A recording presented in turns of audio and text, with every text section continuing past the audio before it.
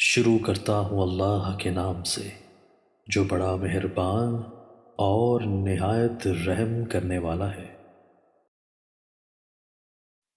حضرت ابو ہریرہ رضی اللہ تعالیٰ عنہ نے بیان کیا کہ میں نے نبی کریم صلی اللہ علیہ وآلہ وسلم سے سنا، آپ صلی اللہ علیہ وآلہ وسلم نے فرمایا کہ ایک بندے نے بہت گناہ کیے اور کہا، اے میرے رب، میں تیرا ہی گناہ گار بندہ ہوں، تو مجھے بخش دے۔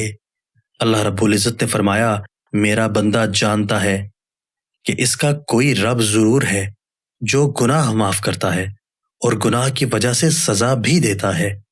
میں نے اپنے بندے کو بخش دیا، پھر بندہ رکا رہا جتنا اللہ نے چاہا، اور پھر اس نے گناہ کیا اور عرض کیا، اے میرے رب، میں نے دوبارہ گناہ کر لیا، اسے بھی بخش دے۔ اللہ تعالیٰ نے فرمایا، میرا بندہ جانتا ہے کہ اس کا رب ضرور ہے جو گناہ معاف کرتا ہے اور اس کے بدلے میں سزا بھی دیتا ہے۔ میں نے اپنے بندے کو بخش دیا، پھر جب تک اللہ نے چاہا بندہ گناہ سے رکا رہا، اور پھر اس نے گناہ کیا اور اللہ کے حضور میں عرض کیا، اے میرے رب، میں نے گناہ پھر کر لیا ہے، تو مجھے بخش دے۔ اللہ تعالیٰ نے فرمایا، میرا بندہ جانتا ہے کہ اس کا ایک رب ضرور ہے جو گناہ معاف کرتا ہے ورنہ اس کی وجہ سے سزا بھی دیتا ہے۔ میں نے اپنے بندے کو بخش دیا 3 مرتبہ، بس اب جو چاہے عمل کرے۔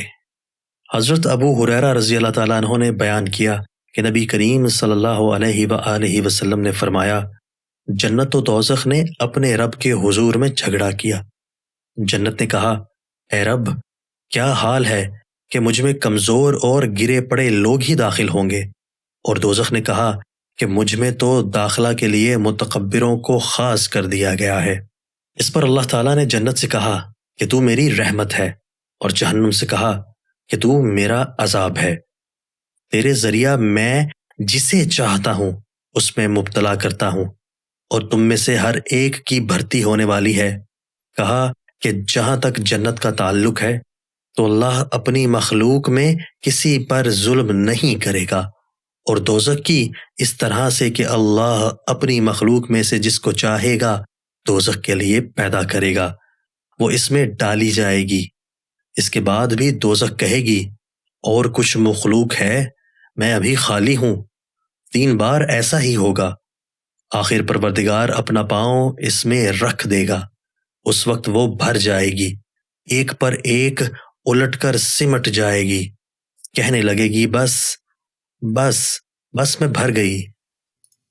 دوستو، اللہ تعالی ہمیں ان احادیث مبارکہ پر عمل کرنے اور اپنی زندگیوں کو سنوارنے کی توفیق عطا فرمائے۔